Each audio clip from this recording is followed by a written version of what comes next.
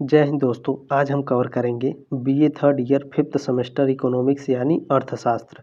अर्थशास्त्र का दोस्तों यह पेपर 2 है। ठीक है, तो पेपर फर्स्ट का है दोस्तों। पेपर फर्स्ट का दोस्तों एक क्लास हुआ है अभी तक।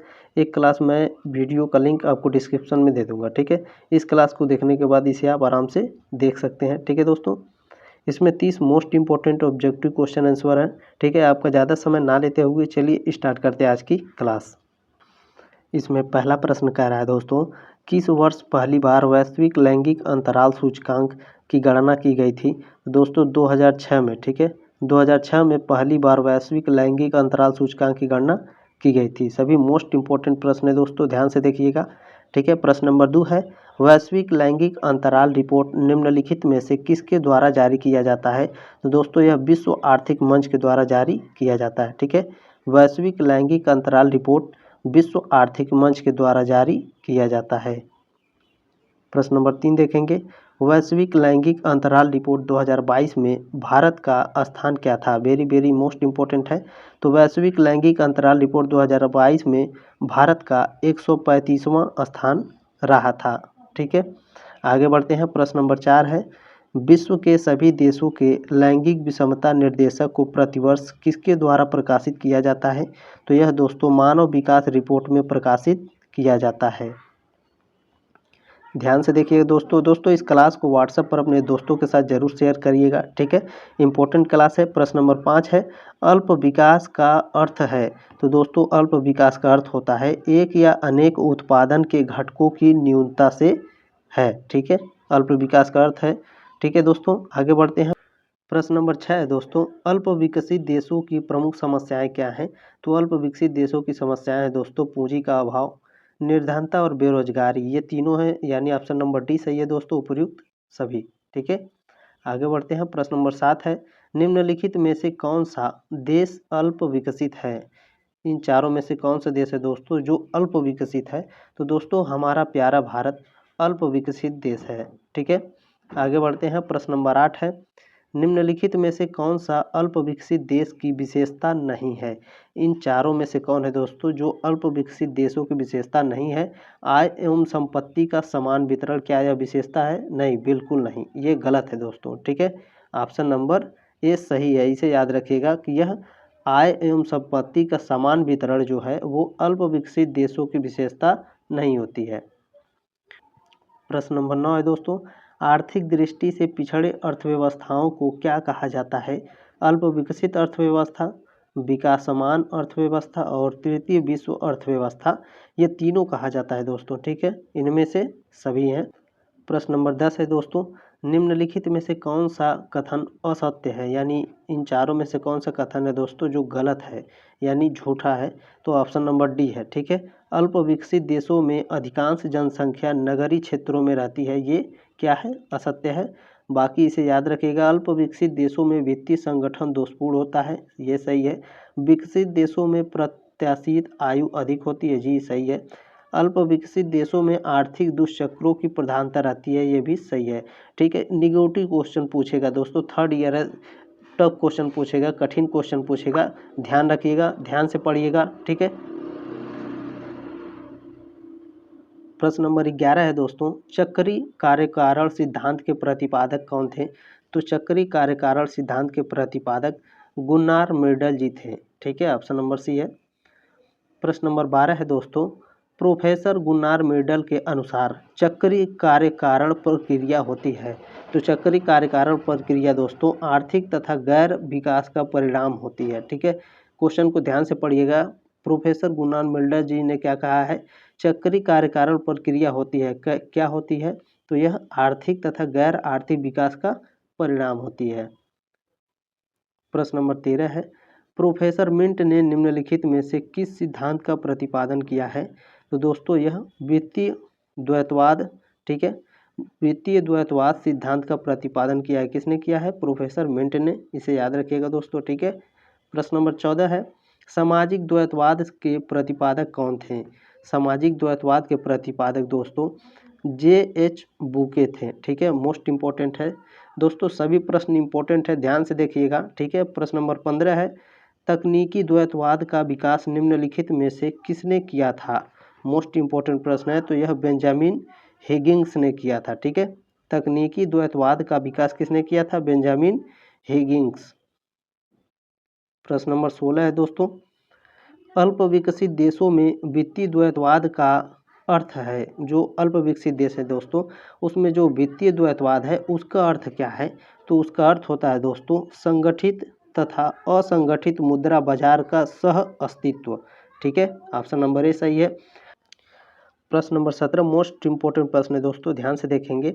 फाइरेनिस मॉडल आधारित है। तो फाइरेनिस मॉडल दोस्तों सक्रिय औद्योगिक क्षेत्र तथा परंपरागत गतिहीन कृषि क्षेत्र पर आधारित है फाइरेनिस। ठीक है, आगे बढ़ते हैं। प्रश्न नंबर 18 है दोस्तों, फाइरेनिस मॉडल के संबंध में निम्नलिखित में से कौन सा कथन सत्य है यानी सही है?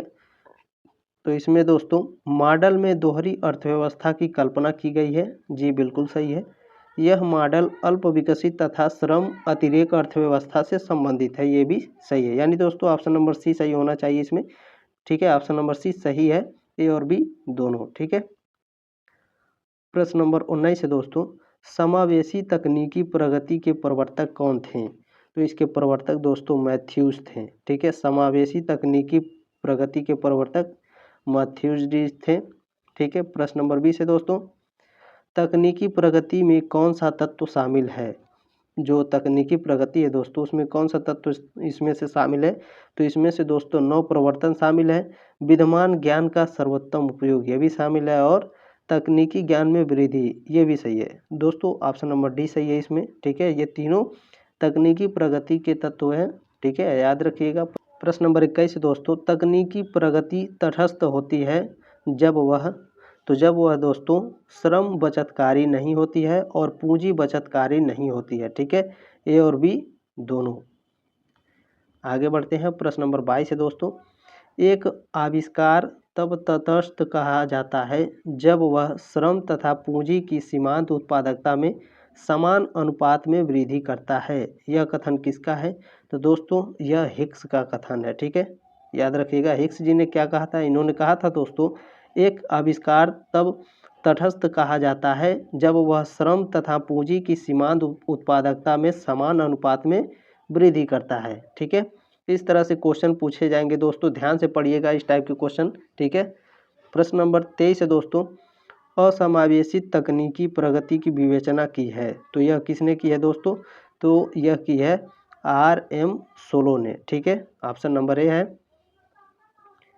प्रश्न नंबर 24 है दोस्तों, इंपॉर्टेंट है, ध्यान दीजिएगा। मानव संसाधन विकास का उपाय क्या है? जो मानव संसाधन विकास है दोस्तों इसके उपाय क्या हैं? तो इसके उपाय दोस्तों अनिवार्य शिक्षा है और तकनीकी ज्ञान का विस्तार करना। ठीक है, दोनों सही है, ए और बी दोनों। प्रश्न नंबर 25 है, बौद्धिक पूंजी निर्माण का आंतरिक रूप क्या है? जो बौद्धिक पूंजी का निर्माण है दोस्तों उसका आंतरिक रूप क्या है? तो उसका आंतरिक रूप है दोस्तों देश में औद्योगिक प्रशिक्षण संस्थानों की स्थापना करना। ठीक है, देश में विशिष्ट तकनीकी संस्थानों की स्थापना करना। ठीक है, ये दोनों सही है, ऑप्शन नंबर सी है, ए और बी दोनों। प्रश्न नंबर 26 है दोस्तों, बौद्धिक पूंजी निर्माण का बाह्य स्रोत क्या है? जो बौद्धिक पूंजी का निर्माण है दोस्तों उसका बाह्य स्रोत क्या है?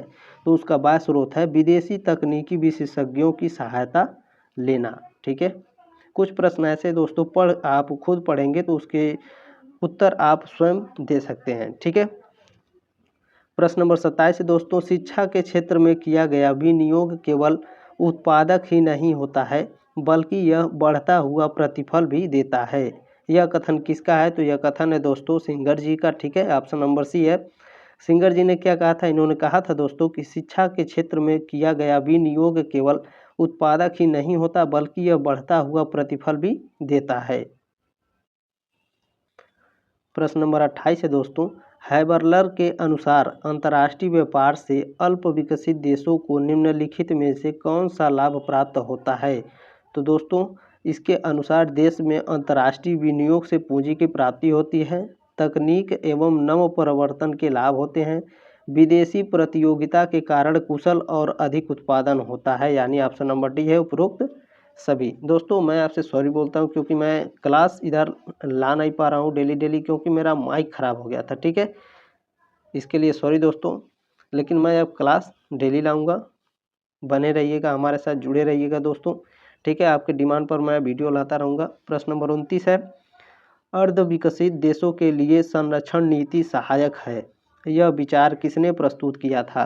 तो यह विचार दोस्तों प्रेविस, सिंगर और मेडल, ये सभी ने किया था, ठीक है। उपयुक्त सभी है, ऑप्शन नंबर डी सही है। ध्यान रखिएगा। प्रश्न नंबर 30 है दोस्तों, अंतिम प्रश्न है, ध्यान से देखिएगा। अंतर्राष्ट्रीय व्यापार आर्थिक विकास में सहायक है, क्योंकि जो अंतर्राष्ट्रीय व्यापार है दोस्तों वह आर्थिक विकास में सहायक है। क्यों सहायक है?